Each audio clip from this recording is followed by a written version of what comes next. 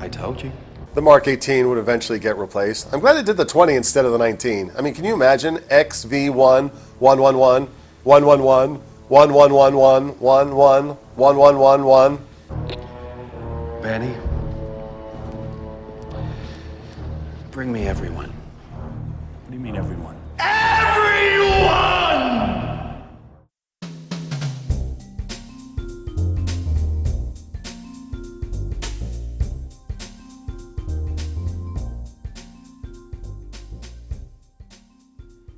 Welcome to this hobby of ours. I am very excited to share this IWC Mark 11 to Mark 20, all points in between buying guide with you. This has been a massive undertaking. This is probably the most complex buying guide I've ever put together. And I had to do it because I decided that I wanted to add a pilot watch, a non-chronograph pilot watch to the collection as part of my Fab 5 watches. And sure enough, of course, IWC, where else are you going to go for that item? They more or less kicked it off with their Mark 11, if not their Mark 10 or Mark 9. But ever since then, Mark 12. They skipped 13 because it's bad luck in the West. They skipped 14 because it's bad luck in the East. Mark 15, 16, 17, 18. Mercifully, they skipped 19. Then now Mark 20. And Mark 20 is the absolute pinnacle horological design for it. It's got 100 meters water resistance, 120 hours, that's 5 days of power reserve. You could probably stop right here and just go buy one of those and you'd be happy probably for the rest of your life with that watch. It's amazingly good.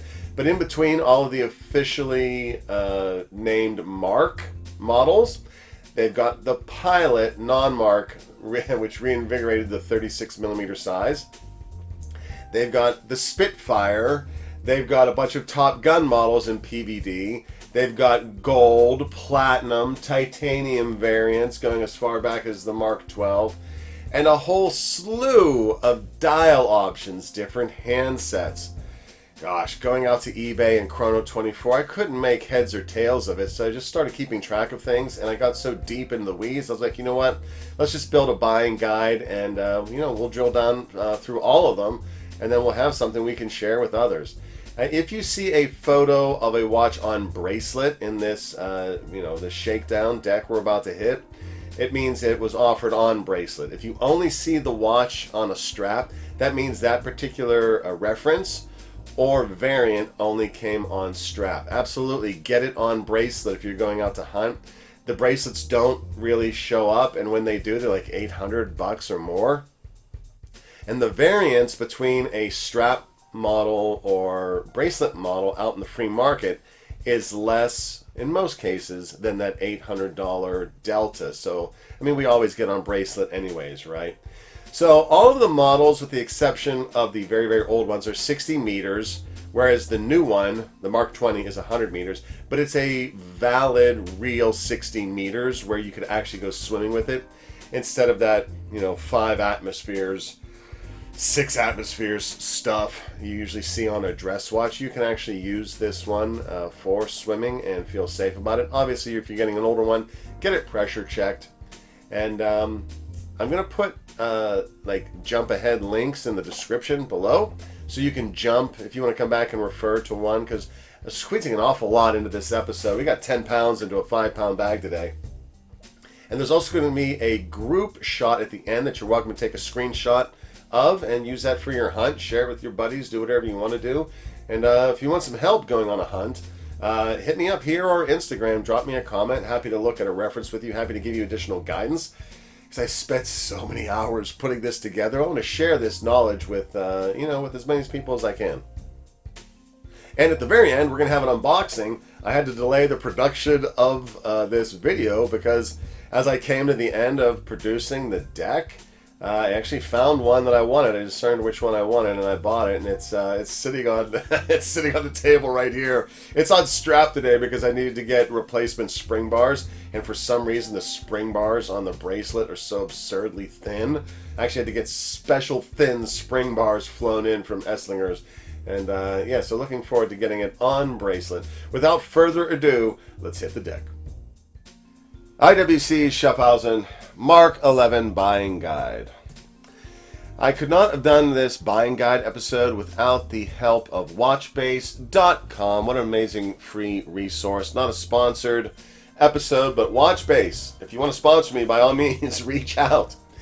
Watchbase.com is the best place to start to begin your hunt for your IWC Mark 11 or a subsequent variant.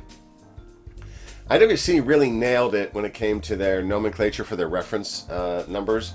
It's 2 letters IW followed by 4 digits, and that's the model line. And then the last 2 digits are the specific variant, whether it's a different dial, different handset, different material, gold, platinum, titanium, steel, or on strap or on bracelet. So a lot of sellers out there don't get it right.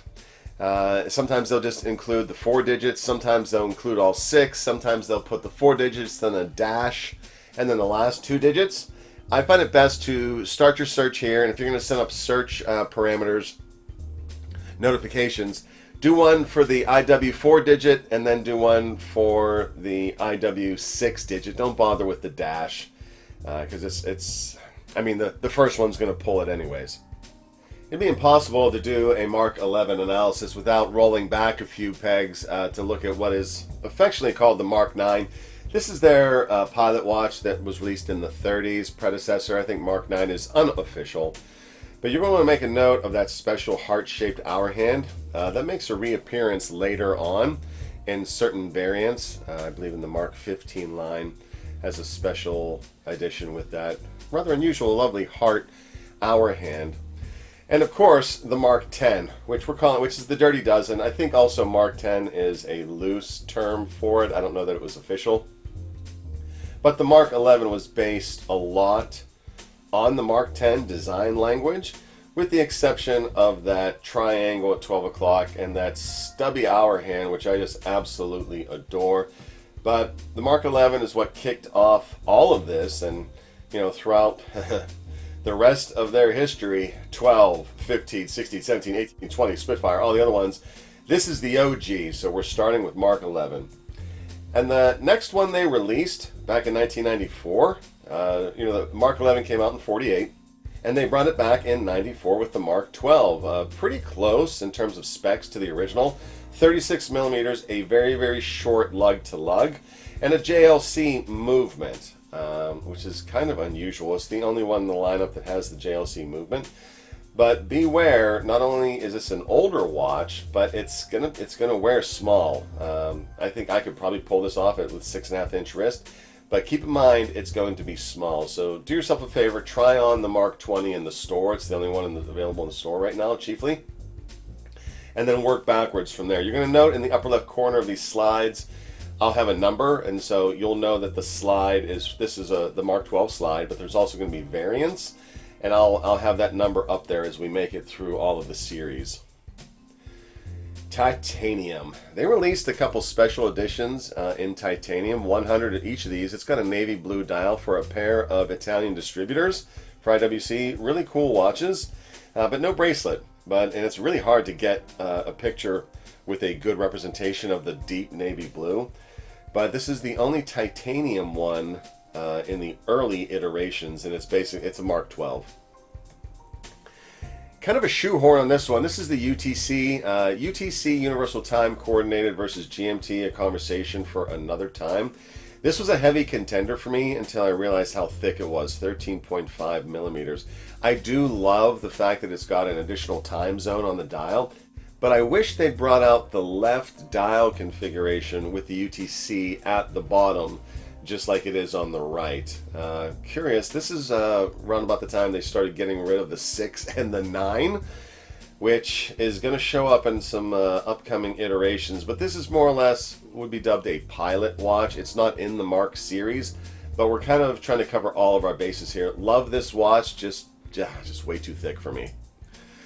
Next up is the Mark 15. I really rather love this one. I think this is the first iteration that has the design aesthetics of the Mark 11 in a better size. It's 38 millimeters, but it has a much better lug to lug, and I think this one would wear really well on my wrist based on that updated configuration. But dang, 19 millimeter UG width, our only UG width in the deck today.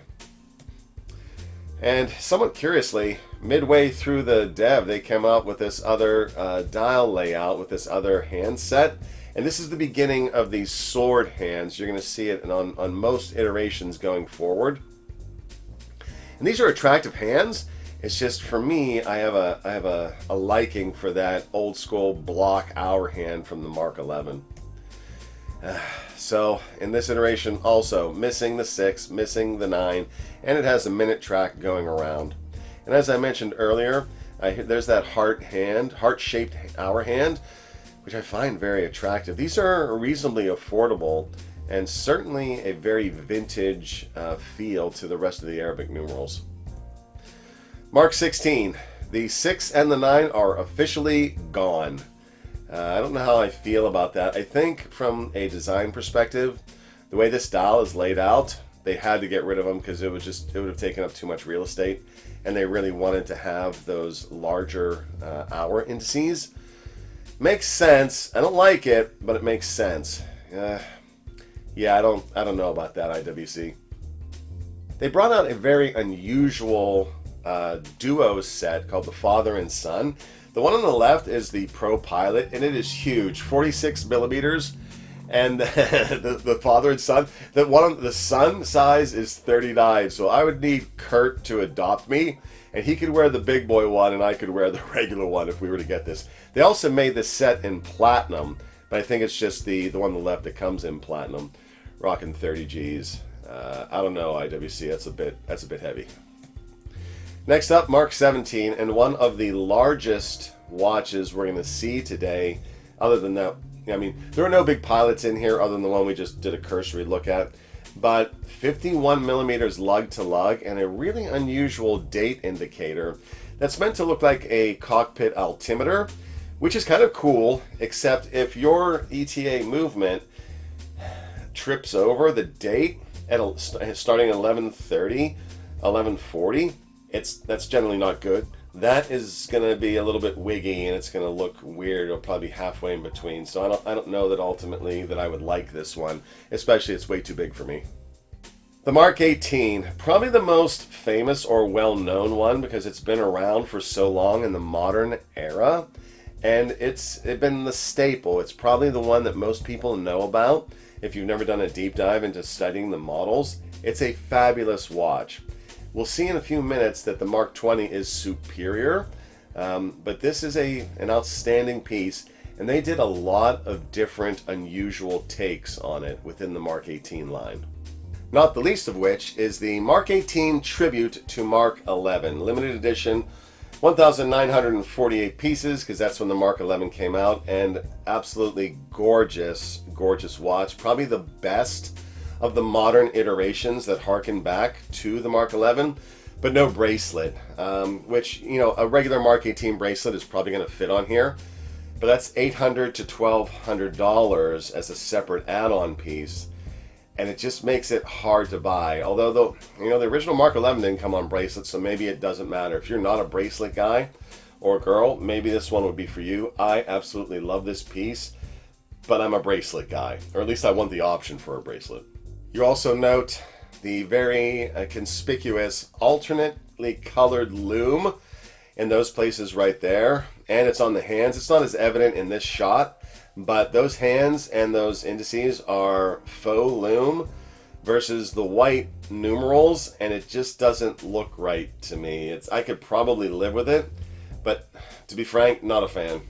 The Top Gun series is different than the Mark 18, but come out while the Mark 18 was alive and well. And on the left, we've got the Miramar, which is completely ceramic. On the right, we got the Strike Fighter Tactics Instructor that's in titanium and ceramic. And to be fair, unless you are a Strike Fighter Tactics Instructor, you really have no business buying this. It's listed as a Mark 18 on the dial, and yet it is 41 millimeters. So the regular Mark 18 is 40 millimeters, but I guess they shoehorned it in, I guess because it came out around about the same time. Funny enough, this model also came out with a stopwatch in it, and That's the same stopwatch they used in Top Gun 2 Electric Boogaloo Maverick. Probably one of the most curious watch placements I've ever seen in a modern film. Kind of crazy, but also kind of cool. Next up is the pilot's watch. This is a return to form of the 36 millimeter, and it's not listed as a Mark watch, it's just called a pilot's watch. And this is the only one thus far that has a Salida in it. Most of what we've been looking at has an ETA. But if you're on the Itty Bitty Wrist Committee, you may enjoy getting this one. These can be found rather affordably on bracelet at 36 millimeters and a fairly good lug to lug that even I could pull this off with my 6.5-inch wrist. Cool. It's a cool iteration for sure. The Spitfire, a really nice watch, also with the faux loom problem of that Mark 18 tribute to Mark 11, but the first appearance in the modern era of their in-house movement, which is upping the ante to 72 hours. And I have to say, probably my favorite in the 39 millimeter sizing arena. But, 50 millimeters, so it's still going to wear fairly broad across the wrist. You can see that those lugs are prodigious. I do like this watch, but again, with that double-looking loom, I kind of don't care for that, the faux loom versus the white numerals, but that's just me. The Mark 20. This is the piece de resistance. This is the most superior variant they have created. Everything we've seen thus far, with the exception of the elderly watches, was 60 meters, but a serviceable real 60 meters. You could swim with it. This one ups it to 100 meters, and with the new in-house movement on top of the original base, it's getting 120 hours, 5 days of power reserve. Absolutely epic. It's an incredible watch. I've tried it on. I've got a review of that forthcoming, and it's a gorgeous watch. And the hands, I'm into the handsets of watches, I've discovered. I prefer the other ones from the old school, but these are pretty great too. This is an amazing watch, solid piece. And we're coming back to a pilot line model. This is kind of an odd duck, if not a wild card. They in the 3269 series, they brought out another Top Gun labeled watch, but also this one for the Black Aces, which is an air squadron. And the funny thing about this one is that entire dial is full loom. They're taking a page out of Timex's book, but this is a gorgeous piece. If they had a PVD bracelet to go with it, I might be into it. I just might. I really admire the full loom dial, plus the logo at 6 o'clock is super cool. But I don't know, black case, white dial kind of sticks out like a sore thumb. I guess if you're a Black Ace pilot, you need that though, so who knows? Not for me, but certainly for them. Gorgeous, gorgeous, gorgeous. I got much respect for it. Here we are at the USD buying guide. I've left out the Dirty Dozen. That's just coming in too expensive and for what it is. So this is something you may want to take a screenshot of. This is going to be very useful for you, and I've got some things to add to it. The items that have green in the lower right corner mean they've got an unusual movement inside, either in-house, JLC, or Salida. Everything in between is ETA based, even though they call it their caliber. It's based on an ETA. They may have done some changes to it, but it's all ETA based, which means chances are anyone can work on it. Items with a red label in the lower left corner are alternative metals. We got 2 titaniums at top. We got titanium, ceramic, lower left, then ceramic, and then another TC in the lower right corner. Everything else is steel. And keep in mind, there are gold and platinum variants of several pieces out there if that's your fancy. These are your 36 millimeter options, your 38 and 39 millimeter options, your 40s, your 41 millimeters, and the Big Daddy at 46. So this screenshot here is probably a worthy one.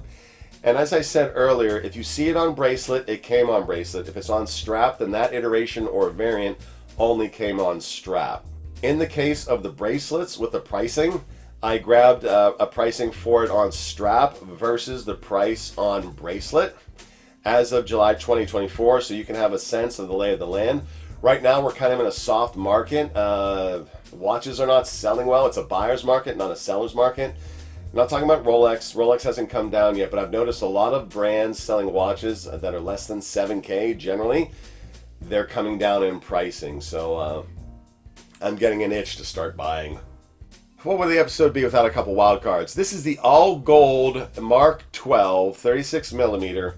There's one out there for $18,500, and Watchbase does not have this variant on the website. They just have the gold on strap, but this bracelet is all gold. And actually, you know what? I'm probably going to write them and say, hey guys, there's this other one out there, because everything else I found easily on that website, but this one wasn't on there. At this price point, I could get the Brosnan-era Seamaster in all gold, and that is an all gold watch I really would rock. Next up, we got one for the ladies. Hello, ladies. The Mark 12 came out in a 28 millimeter version in steel, also in gold. You could probably make a solid run at the seller for the one on the right, because let's be honest, most women don't buy pre-owned watches, let alone vintage watches, speaking generally. So this watch is not moving. You could probably get this watch for, I don't know, maybe $3,200, $3,400. I might just test the waters to see. Yeah, but if you're a cool chick, maybe you're a female pilot, you could totally rock this. It'd be awesome. Another wild card, of course, Hodinkee has to insert its DNA somewhere. And during the Mark 18 era, they brought out this one. It's got a Salida. It's 39 millimeters, only 500 units. When this first came out, it debuted. It was 6,200. Now they're selling for, well, now they're listed for 12 grand. No bracelet, Ceratanium, black PVD, a cool watch, but I don't know. If I was, I don't know. I'm certainly not going to pay that premium. It wasn't worth 6 grand. Let's be honest. This is more of like a 4 to 5 grand model, from my perspective. And then this one, it's a Mark 18 with an Explorer style dial. They only made 27 of them, and they all went to this cat, Andrew Thomas. Andrew Thomas has got so much juice with IWC, they're making watches for him. And I did some loose study around who this guy is. I need to do some more study, but I think that he had these made for a party he was throwing, and they were giveaways for the guests. You know what? To be fair, I should have looked that up to validate it. I read one post. But so, no idea what the pricing is of it, because unless you went to the party and you flipped it, we're never going to see it come to market. The shakedown, size matters. This is my pick if you want a 36. These are my picks for 38 and 39. Couple of picks for 40. That Mark 20 is super hard to resist, as is that Mark 15. Yeah, that Mark 15 is sweet. And lastly, if you're in the 41, go big or go home. Get the Black Aces. They make a 41 Top Gun with a black dial in this model line, 3269. But I gotta say, the Black Aces watch is cool. Alright, further shaking it down. If you want that Mark 11 glory, these are your best modern options. The 12, it's small but has a JLC movement. It's small and it's older.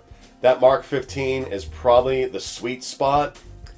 And the Mark 18 Tribute, it's pretty gorgeous. Alright, it is. I just wish that lume matched. The further shakedown, D's Hunt. What am I hunting? I'm hunting that Mark 15, the Mark 18 Tribute, and indeed that Mark 20.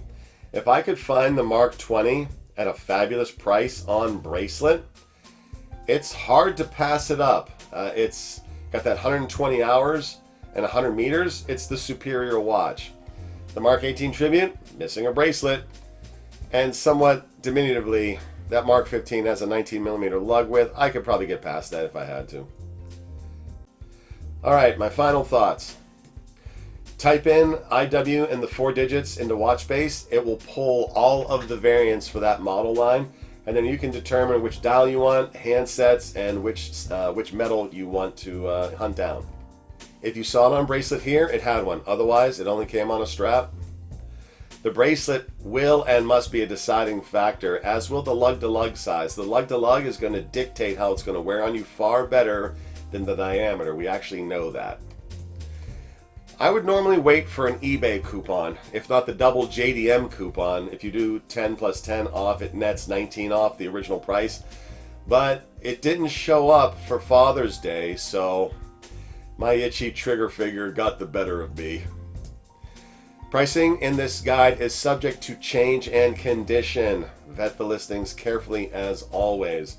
It took me a while to put this guide together, so I'm sure that some pricing has already shifted. When you're hunting, you can tell the big pilot versions of the watches by that big onion crown, whereas with the exception of that one Sun watch of the father and son set, all the other models had regular looking crowns except for that one that shared the same onion crown as the big pilot for that iteration.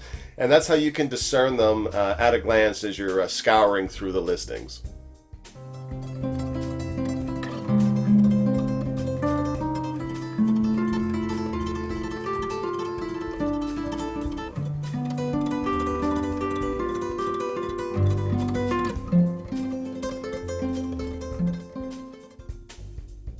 Ba-bam! The Mark 15 on a 2-stitch strap with an UGG width. That's the only thing I don't like about it. It fits me. The diameter is great, but an UGG width of 19 millimeters. But thankfully, I bought all those 2-stitch straps for the Rolex Explorer, and get to use them on my IWC. I went with this one because it had the right combination of factors. The size. It's smack dab in the middle of the production with, being an ETA-based movement. The came-on bracelet. The price with this on bracelet. The only real other contender for me was the Mark 18 tribute to Mark 11. But when I finally zoomed up in it and started hunting and realized, okay, no bracelet, number one. Number two, that mix of faux vintage loom with regular loom, it just didn't look right to me. It's a gorgeous piece. If this one didn't exist, I probably would have still gone with that one. But I've been a plus 800 uptick just to get a bracelet for it. I absolutely wanted a bracelet. And that Mark 20 is also a solid contender. I think the pricing is, it's easily $2,000 more than this one. And I like the hands, I just don't like them as much as I like the vintage hands on this one with the, because that's got those thick sword hands, and this has a thin pencil sword plus that chopped off, squared off nub of an hour hand. And yeah, I love it, I adore it. The Mark 12 was also attractive with it having the JLC movement inside, but to be fair, I think that watch would just wear too small on me because it's got, not only is it 36, but it's super short lug. So there's a bunch of really great options as you saw on the deck for you. So I would suggest determine which handset you want first and then look at the sizing options, and then when you head to market, discern that versus the variable cost, because you could end up in a position where one of two references might be for you. And, hit me up if you want some advice, if you want to beat up the subject matter somewhat, and we'll find our way through it together. So, a lot to squish into this episode, fully stocked, 10 pounds in a 5-pound bag buying guide. But hopefully this will be good for anyone out there who doesn't have 72 to 100 hours of doing their own time to do the research. And, always like to add some value wherever I can. Hope that, wherever you are in this wonderful, beautiful hobby of ours, you are well, you are blessed, and you're enjoying your watches. We will catch you in the next one. Peace. If you'd like to support the channel, head over to hobbyofhours.com. We've got artwork, coffee mugs, hats, t-shirts, and even a watch book. 1001 Watch Designs, Volume 1. Over 1,000 designs in here. Steampunk, super futuristic, kaleidoscope, even super real ones, watches that you could probably put on your wrist today. It's a great way to support the channel. Thanks for coming along on the ride.